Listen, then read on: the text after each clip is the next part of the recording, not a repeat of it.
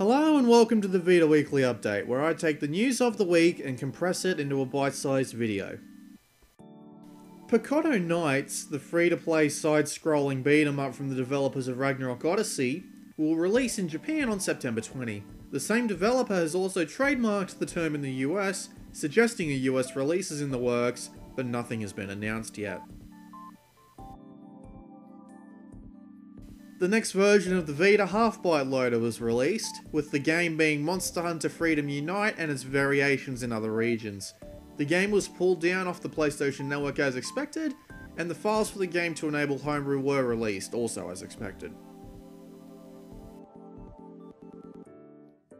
The release date of the Spy Hunter reboot was pushed back to October 9 from its previous release date of October 2 for North America.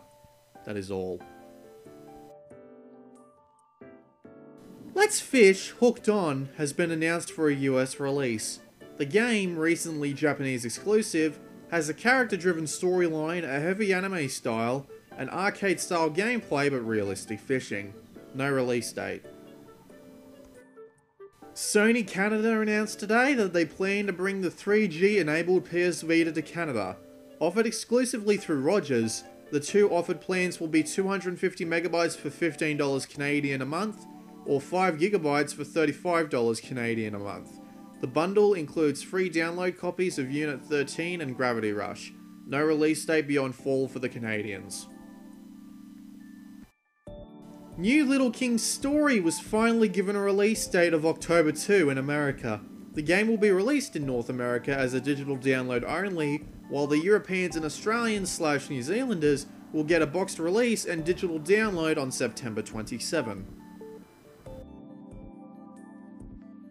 Guilty Gear Accent Core Plus R was announced for the Vita in Japan. The game is a port of the arcade version of the game of the same name, which in turn is a rebalanced and enhanced version of Guilty Gear XX Accent Core, also an arcade title. The Vita game has no solid release date in Japan outside of next year.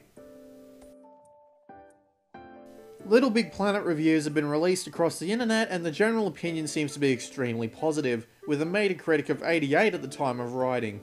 The game releases on September 20 for Europe and September 25 for Americans. I'm just going to let you watch footage of IGN's video review for a few more seconds.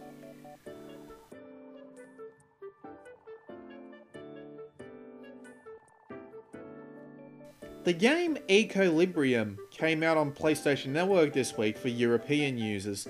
The game is a free download which has you maintain an ecosystem by introducing the right plants, animals and artifacts.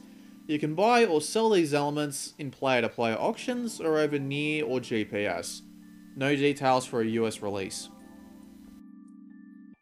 Sunflowers came out on the Vita this week for European users as well. The game is a form of chain reaction puzzler where you have to drop sunlight through clouds to water plants. No information on a US release date for this either.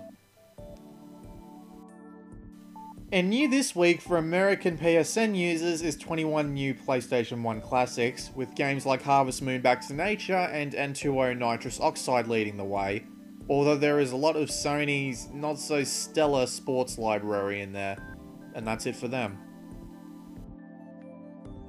That's it for this week. Now that Little Big Planet has been reviewed and detailed, are you swayed to pick it up? Like, subscribe and share the video around if you liked it. See you next week!